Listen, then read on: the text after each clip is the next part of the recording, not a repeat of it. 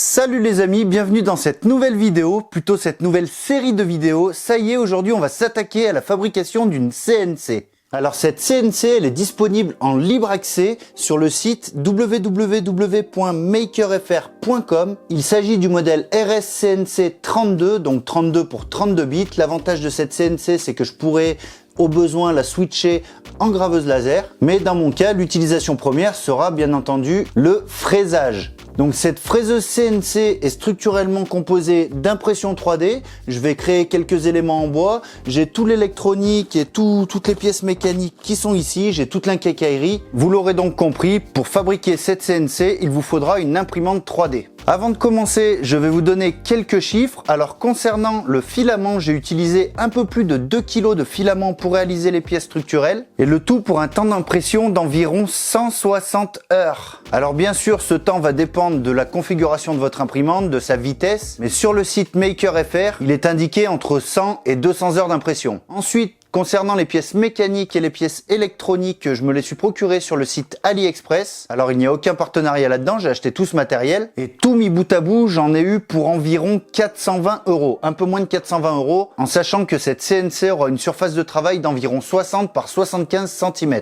Alors peut-être que dans ces tarifs, on peut trouver des produits similaires déjà tout prêts. Mais je trouvais intéressant de fabriquer la machine moi-même, déjà pour comprendre son fonctionnement, pour comprendre ses réglages. Et puis, avouons-le, c'est quand même très gratifiant de réussir à faire ce genre de choses soi-même, même si grâce au site MakerFR, il y a toutes les étapes qui sont vraiment listées, il y a des photos, franchement, on n'est pas perdu. Enfin bref, si vous voulez voir ça d'un peu plus près, je vous mets évidemment le lien dans la description. Encore une fois, je n'ai aucune entente avec eux, mais je trouve intéressant pour vous d'avoir toutes les informations nécessaires dans le cas où vous voudriez faire la même. Bref, en ce qui me concerne, je suis tout excité, donc j'ai hâte d'attaquer. On va s'y mettre tout de suite. Et pour ça, je vais commencer à débiter de l'IP. Donc l'IP, c'est un bois exotique qui est très dense pour faire la structure de la machine. Alors il est possible d'utiliser des règles de maçon, mais moi pour une histoire de coût, je me suis rabattu sur ce bois, tout simplement parce que je l'ai à disposition dans l'atelier, et c'est un bois qui est très stable, donc je pense que ça suffira largement pour la structure. Donc on attaque par ça, c'est parti.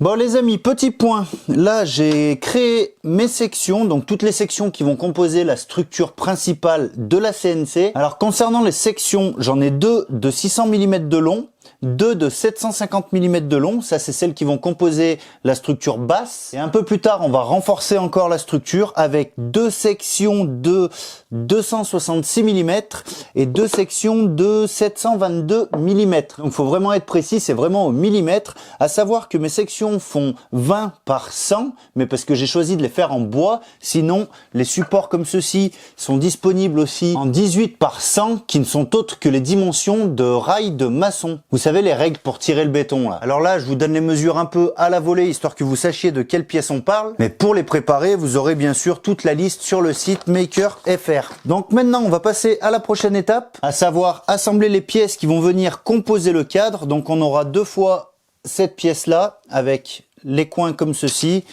et deux fois cette pièce-là qui va venir accueillir un roulement avec, pareil, le même angle, mais dans le sens opposé. Donc, on fait ça tout de suite. Là, le but, ça va être de faire un assemblage à blanc, de pointer là où il va falloir percer nos sections de bois et de les percer ensuite. Dans la foulée, on va préparer notre tube carré. Donc, les tubes carrés, il en faut 4 sections. C'est du 30 par 30 et il en faut 2 en longueur de 746 mm et 2 en longueur de 722 mm. Donc, on s'occupe de tout ça. C'est parti.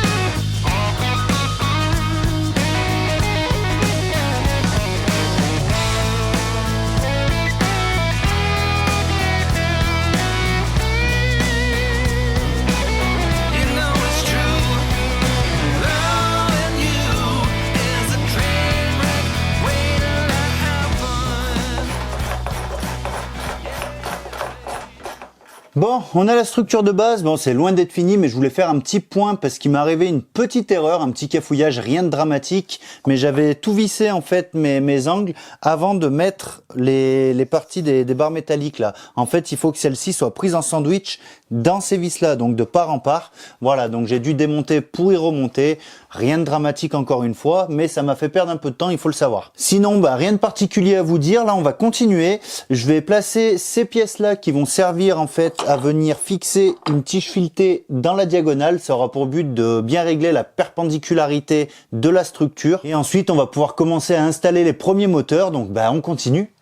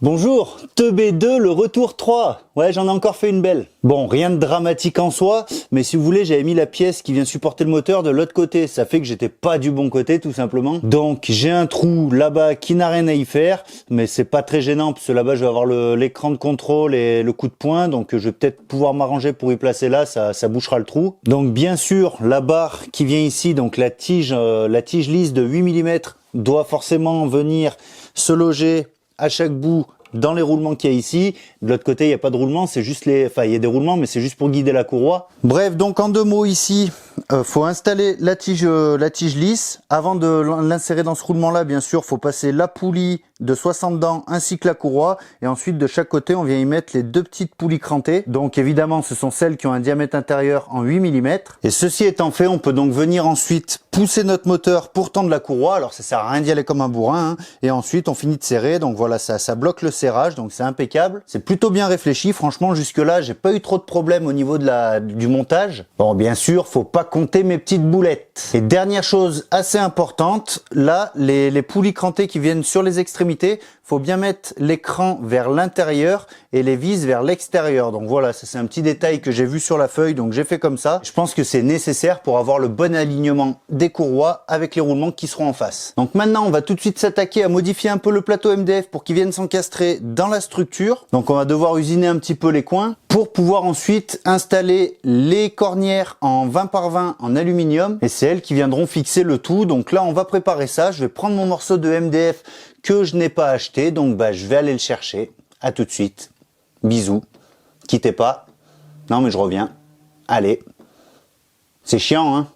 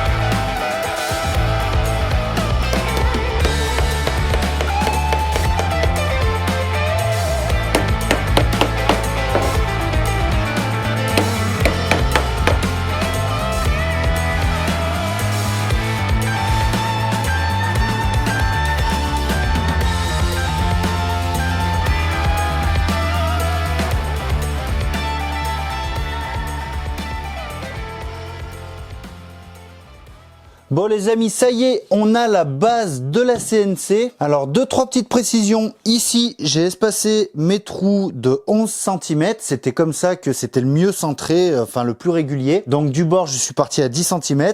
10 cm ici, et ensuite l'écartement est de 11 cm. Ça, c'est pour mon cas. Je suis sur du bois et des sections de 20 par 100. Il faudra peut-être adapter dans le cas où vous faites ça avec des règles en alu. Elles feront que 18 mm d'épaisseur, donc ça pourra varier un petit peu. Dans le sens de la longueur, je suis à 10 de partout, donc là c'est tombé pile poil. Et petite chose que j'ai remarqué, dans l'ordre de travail sur les plans qui sont fournis par Maker FR, ils indiquent qu'il faut percer à 9 mm et ensuite par le dessous à 13 mm. Évidemment, l'inverse est quand même mieux, parce que pour reprendre un trou qui a déjà été percé de 9 à 13 mm, et ben ça nage un petit peu, donc voilà, faut se méfier de ce côté-là. Le mieux même, ce serait de faire un pré-trou avec une mèche très fine, par exemple du 3 ou du 4 mm, par le dessus, hein, comme là. Ensuite, vous retournez votre pièce. D'ailleurs, vous pouvez le faire plateau non solidaire du cadre, hein. Moi je l'ai mis dessus, c'est un choix, c'est pas obligé de le faire comme ça. Mais bref, donc pré-percé à 4 mm, après vous retournez votre plateau, vous faites vos perçages à 13 mm et ensuite vous revenez sur l'endroit et vous terminez par percer vos 9 mm. Ce sera bien plus précis et bien plus régulier.